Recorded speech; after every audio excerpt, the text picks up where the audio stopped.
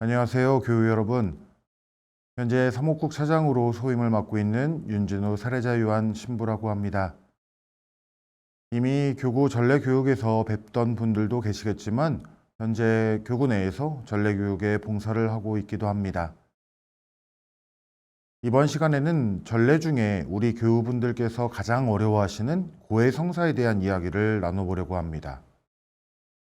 많은 교우분들께서 이러한 질문을 품고 계실지 모릅니다. 고해성사는 왜 해야 하나요? 고해성사 참 어려우시죠? 우리는 보통 어떠한 어려움 때문에 고해성사를 어려워하고 고해소로 나아가는데 주저하고 있습니다. 본당 신부님 혹은 보좌 신부님이 나의 목소리를 알아들을 것 같은 두려움, 죄의 용서에 대한 필요성이 느껴지지 않아서, 또 죄가 무엇인지 몰라서, 또 나의 죄 또는 부족함을 바라본다는 두려움 때문에, 죄가 무엇인지 알지 못하기 때문에, 또 성사의 중요성을 잘 알고 있지만 고해소에 나가기까지가 두렵고 힘들어서 라는 분명 각자의 이유가 다르기는 하지만 크고 작은 어려움 때문에 우리는 분명 고해성사를 받기 주저하고 어려워하는 것이 사실입니다. 고해성사를 왜 해야 하나요? 이 질문에 대한 전제, 분명 고해성사 참 어렵습니다. 제가 고해사제로 고해성사를 드리는 것도 어렵고 제가 한 신앙인으로 고해성사를 받는 것도 참 어렵습니다. 동시에 죄라는 부분, 곧 우리의 어두운 부분들, 상처들, 눈물들을 바라본다는 것 또한 분명 쉬운 일은 아닙니다. 분명 어려운 것은 맞습니다. 우리가 고해성사를 이야기하면서 분명 어려운 성사임을 공감하고 고해성사에 대해 돌아봐야 합니다. 이렇게 어려운 성사임에도 불구하고 교회는 고해성사를 끊임없이 강조하고 있습니다. 우선 답을 먼저 제시해 봅니다. 고해성사는 자비이신 하느님을 만나기 위해서입니다. 우리가 신앙적으로 자비이신 하느님을 고백합니다. 그런데 그 자비는 어디에서 만나십니까? 우리는 우리들의 일상 안에서 늘 그렇게 자비의 하느님을 마주하지만 직접적이면서도 구체적으로 하느님의 자비를 체험하게 되는 곳이 바로 고해소, 곧 고해성사 안에서 만나게 됩니다. 고해성사를 왜 받아야 하는가? 이 질문의 답은 바로 고해성사는 하느님 자비의 축제로서 자비를 맛보기 위해서입니다. 가톨릭 교회 교리서와 고해성사 지침에서는 고해성사를 왜 받아야 하는가라는 질문에 대한 답을 다음과 같이 풀어서 설명합니다. 첫 번째, 하느님과의 화해를 위해서입니다. 죄로 인해서 나를 사랑해 주신 하느님과의 깨진 관계를 화해하기 위해서, 회복하기 위해서입니다.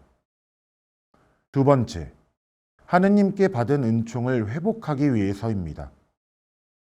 죄로 인해 하느님의 은총에 머무르지 못하는 우리가 회개하여서 발걸음을 돌려서 하느님의 은총으로 다시 향하고 또 다시 그 은총에 머물기 위해서입니다. 세 번째, 죄의 억압과 상처의 쓰라림에서 벗어나 참된 자유와 온전한 치유를 받기 위해서, 곧 우리가 받은 자유를 회복하기 위해서입니다.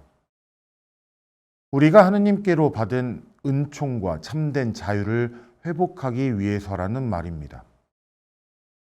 교리서가 공통적으로 가리키고 있는 고해성사의 이유는 온전히 하느님께 돌아가고 구체적으로는 하느님의 자비를 맛보며 회개하여 다시금 돌아가는 것, 바로 이 점을 설명하고 있습니다. 우리가 자비이신 하느님을 만나기 위해서는 용기를 내어 고해성사로 나아가야 합니다.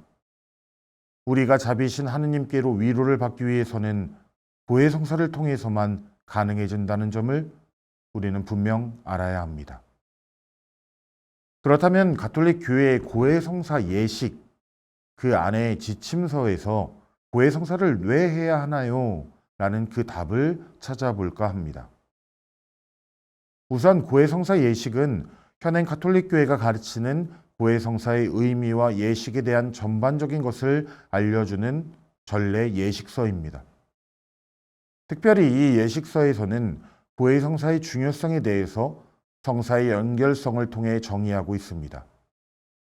자, 한번 고해성사 지침서 2항을 살펴볼까요?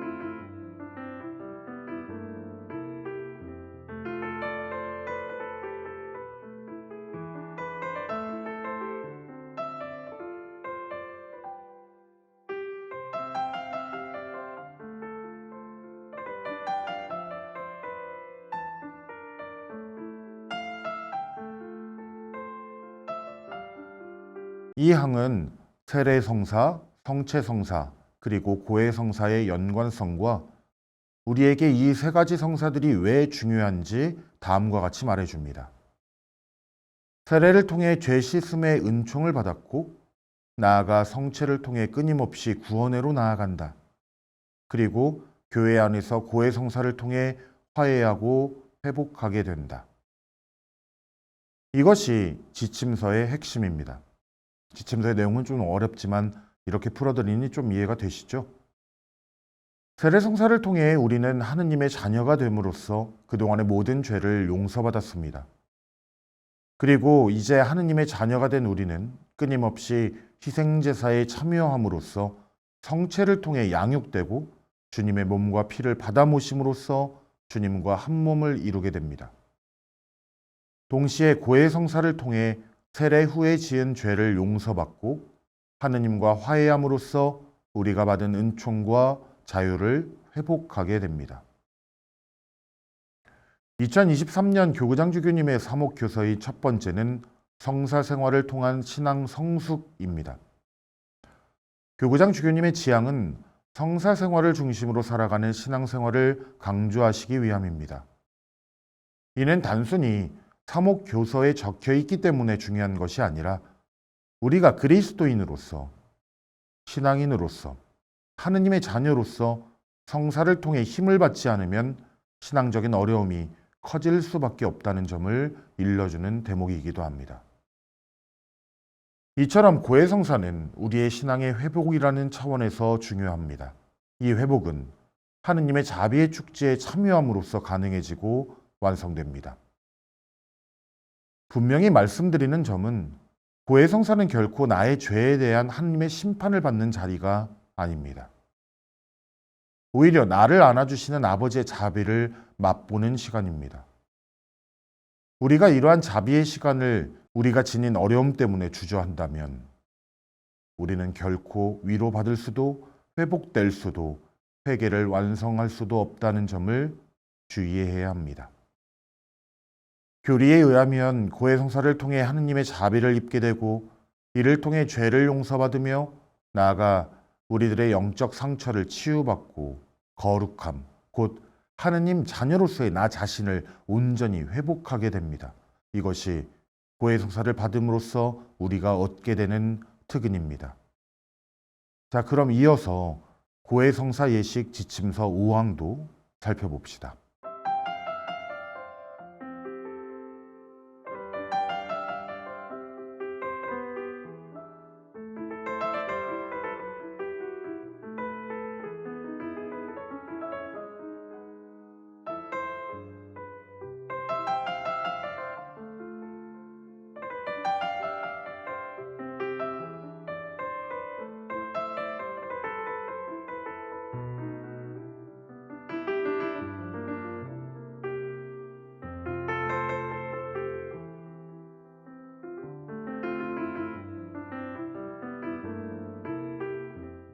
오왕에 의하면 죄는 하느님과 맺은 사랑과 우정을 깨뜨리고 하느님을 모욕하는 것이라고 설명합니다.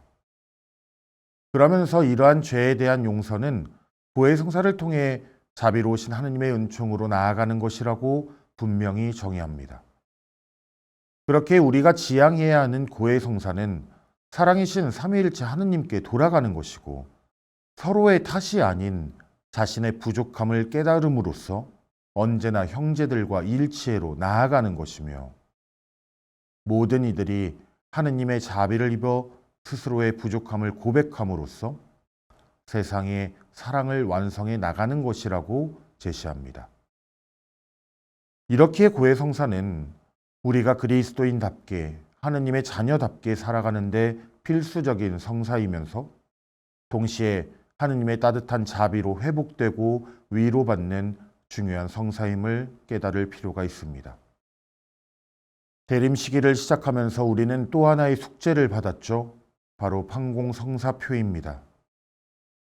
하지만 이 성사표는 우리에게 숙제가 아닙니다. 그동안의 삶의 바쁨 때문에 미처 하느님을 찾지 못했던 나를 되돌아보는 것이고 또 다시금 하느님의 울타리로 돌아가는 것입니다.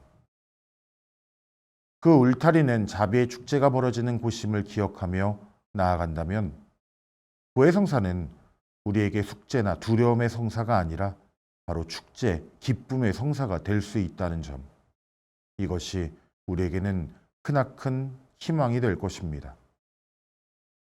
매 순간 고해성사 앞에서, 특별히 고해소 앞에서 주저하던 우리들의 모습까지도 그렇게 주님께 봉헌하시고 자비의 축제를 위해 용기를 내어 고해소의 문을 열어봅시다. 오늘은 두 번째 시간으로 고해성사는 어떻게 해야 되나요? 라는 질문을 들고 고해성사를 함께 바라보고자 합니다. 우리가 지난 시간에는 고해성사는 왜 해야 합니까? 라는 질문을 들고 함께 고해성사를 바라보았잖아요.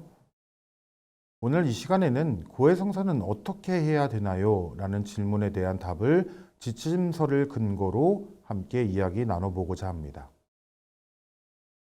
지난 시간에도 말씀드렸듯이 고해성사의 어려움을 호소하시는 분들이 참 많습니다. 근데 나아가 어떻게 고해성사를 해야 하시는지 잘 모르시는 형제 자매님들도 많으시더라고요. 어떻게 고해성사를 준비하고 또 어떻게 고해를 받아야 내가 고해성사를 잘 받는지 이러한 질문을 하시는 분들도 적지 않게 만날 수 있었습니다. 그래서 오늘 이 시간에는 고해성사는 어떻게 해야 하나요? 라는 질문에 대한 설명을 드리고자 합니다. 일단 가톨릭 교회가 제시하고 있는 부분을 토대로 주여 순서가 어떻게 되는지 알아봅시다. 고해성사 예식서 6항에서는 다음과 같은 순서를 제시합니다. 첫 번째로는 통회, 우리가 흔히 성찰이라고 말을 하죠. 두 번째로는 고백입니다. 그리고 세 번째로는 보속입니다. 또 네 번째로는 사죄입니다. 이것은 제가 정한 순서가 아니라 아까도 말씀드렸듯이 고해성사 예식서 6항에 나와 있는 부분인데요. 한번 고해성사 예식서 6항의 해설을 함께 바라보면서 이 내용을 기억해 보았으면 좋겠습니다. 첫 번째로는 통회입니다.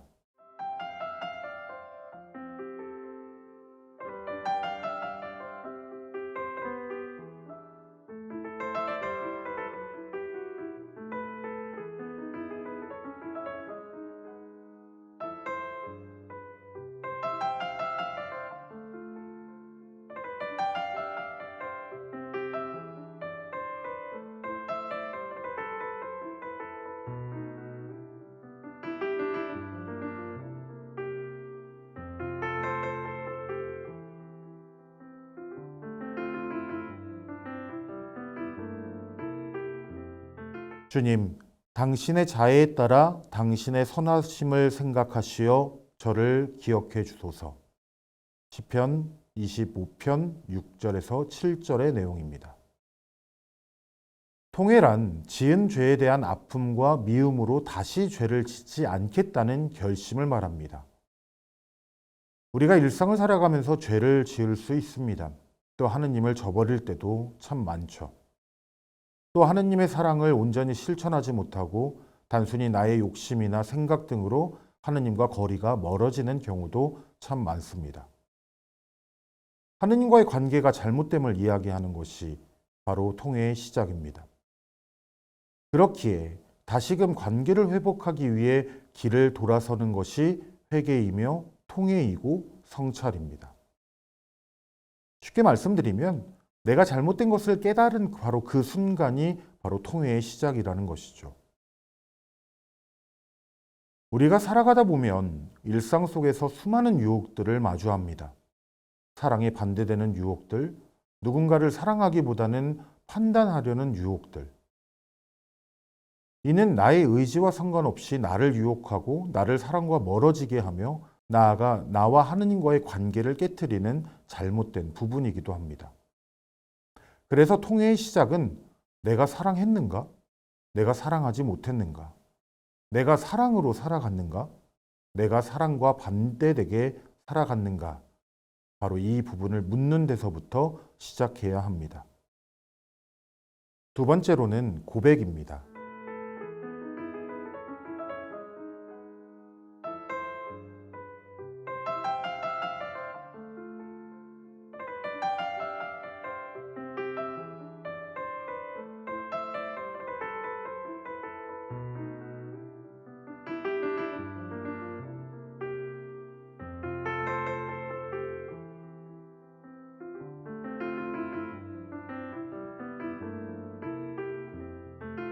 마음속으로만 믿고 있는 상태와 나의 입으로 믿음을 고백하는 것은 분명한 차이를 둡니다. 가끔 신자분들께서 이런 이야기를 합니다. 내 죄를 굳이 고해 사제에게 이야기할 필요가 있겠습니까? 내가 용서를 청하는 것은 하느님인데 왜 고해 사제에게 이야기를 해야 합니까? 우리의 죄를 하느님께 마음속으로만 고백하는 것과 고해 사제를 토대로, 교회를 토대로 고백하는 것은 분명한 차이를 둡니다. 우리는 첫 번째 통회를 토대로 나의 부족함, 나의 죄를 깨달았습니다. 이제 그 깨달은 것을 우리의 목소리를 통해서 고백해야 하는 것입니다. 그리고 그 고백은 우리의 의지를 새롭게 다지는 중요한 행위이기도 합니다. 우리가 아무리 상대방을 사랑한다고 하더라도 표현하지 못하면 알지 못하듯 우리 역시 하느님께 표현할 필요가 있다는 점이죠. 그래서 이 고백은 교회를 통해서 하느님의 봉사자를 통해서 가능하다는 점을 고해성사 예식서에서는 분명히 일러두고 있습니다. 고해소 안에서 한 사람에게 나의 죄를 고백하는 것이 핵심이 아닙니다.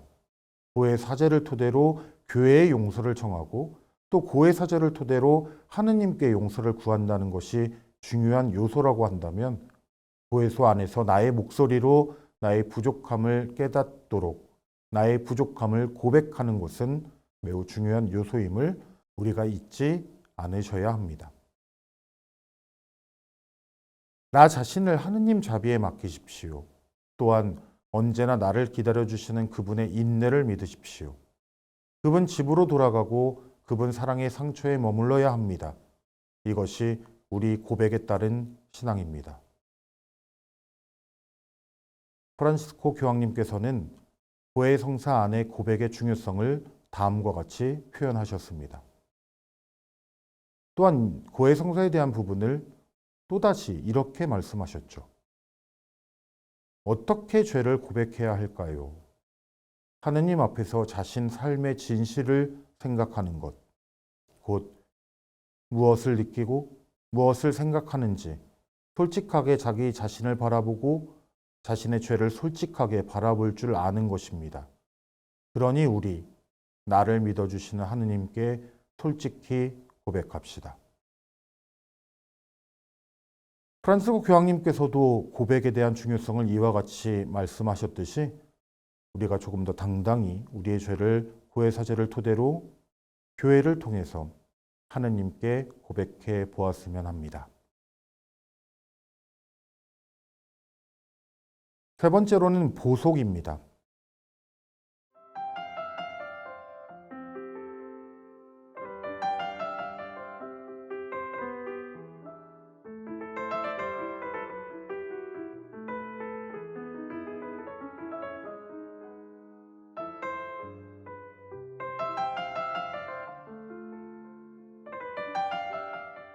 고해성사 안에서 죄를 고백하고 나서 우리는 보속을 받습니다.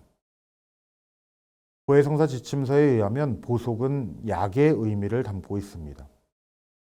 우리의 그릇된 부분을 어떻게 바로잡고 또 어떻게 살아가야 할지 일러주는 방향성이기도 하고요.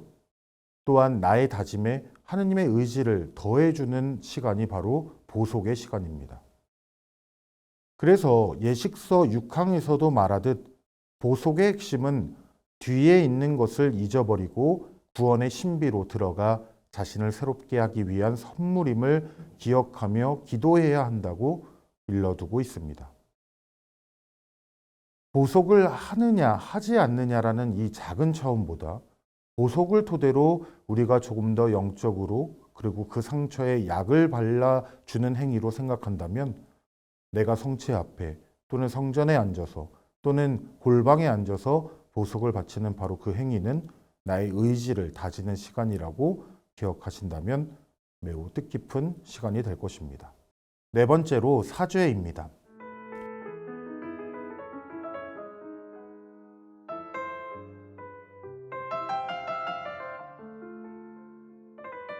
성사적 고백으로 자신의 회개를 교회 봉사자에게 드러내는 죄인에게 하느님께서는 사죄의 표징으로 용서를 베풀어 주신다.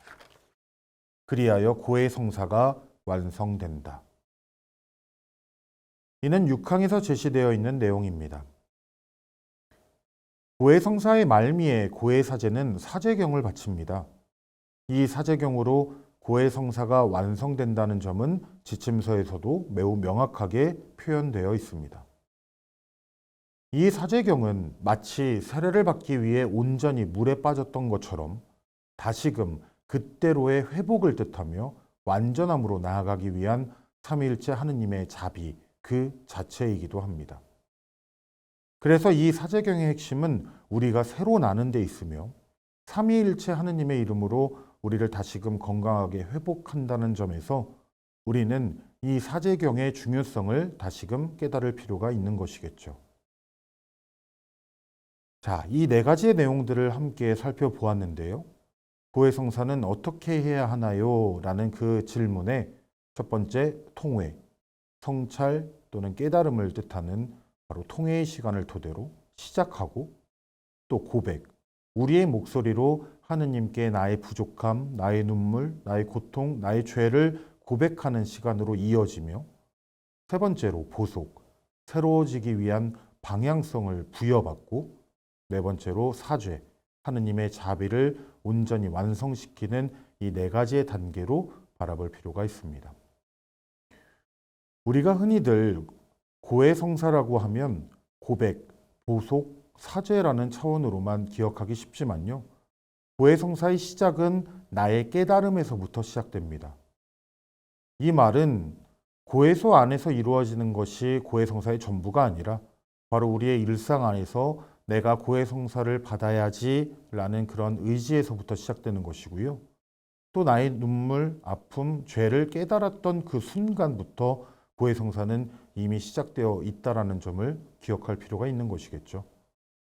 그리고 통회에서부터 고백으로 이어지는 시간까지가 우리가 참 많은 유혹을 받고 어려움을 겪고 있기는 하지만 이 유혹을 이겨내고 고백하려는 우리의 모습으로 나아간다라면 고해 성사의 시작은 하느님과 함께 시작되는 것입니다.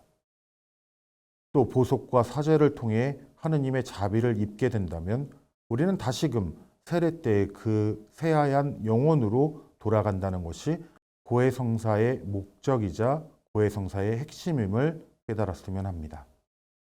이 네 가지 순서를 기억하시면서 이번 대림 시기 동안에 우리가 받아야 하는 고해 성사에 대한 소중함을 다시금 기억해 보았으면 좋겠고요. 또 이 내용들을 다시금 기억하면서 조금 더 하느님께 나아가기 위한 우리의 의지를 하느님께 봉헌할 때 그 고해 성사에 대한 은총을 하느님께서는 도와주실 것입니다. 오늘은 고해 성사 예식에 대한 설명을 좀 드리려고 합니다. 많은 형제 자매님들께서 이미 잘 아시는 예식이라고 생각하실 수도 있지만 한 번도 이러한 예식에 대한 설명을 들어보신 적은 없을 것입니다.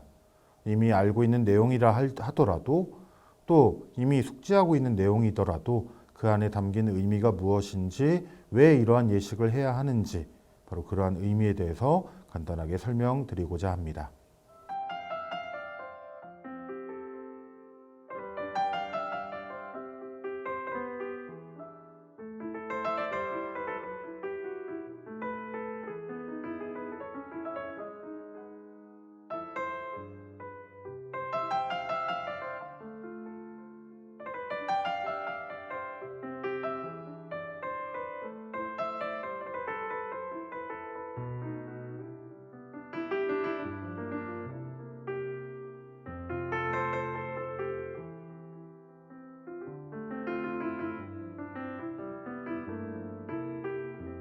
고해성사 예식의 첫 번째는 통해와 성찰을 하고 나서 용기를 내어 고해소의 문고리를 잡는 행위입니다.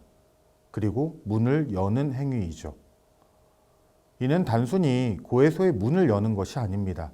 하느님을 만나러 가기 위한, 그리고 굳게 닫힌 나의 마음의 문을 여는 행위이기도 합니다.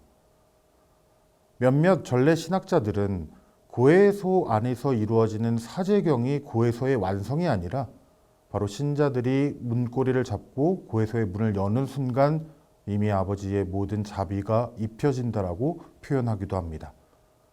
그만큼 우리가 의지를 다해 고해소의 문을 여는 행위는 고해성사 예식의 가장 중요한 예식이기도 합니다. 고해소에 들어가시면 잠시 심호흡을 한 뒤 신부님께서 준비가 되셨다면 우리가 직접 성호경을 긋습니다. 고해성사 예식서를 보시면 십자 표시와 성부와 성자와 성령의 이름으로 아멘이라는 표시가 아니라 신자가 직접 성호경을 글 수 있도록 인도합니다. 종종 고해 신부님께서 성호경을 글 때까지 기다리시는 분이 있는데 고해성사 예식서에 의하면 우리가 성호경을 긋는다는 점 기억해 주셨으면 합니다. 그리고 지난번에 고해성사를 드린 시기의 때를 말해주는 것이 고해한 지 며칠, 몇 주일, 몇 달 됩니다 라고 표시되어 있는 예식은요, 여기서의 핵심은 고해사제에게 나의 신앙의 척도를 알려주기 위함입니다. 이 형제님이 정기적으로 신앙생활을 하시는지, 이 자매님이 몇 년 동안 냉담을 하셨는지, 또 이 형제님께서 몇 년 동안 신앙을 쉬셨는지, 이런 부분에 따라 훈화 내용이 달라지기 때문입니다. 전래 예규에 따르면 알아낸 죄를 낱낱이 고백한다 라고 쓰여져 있습니다.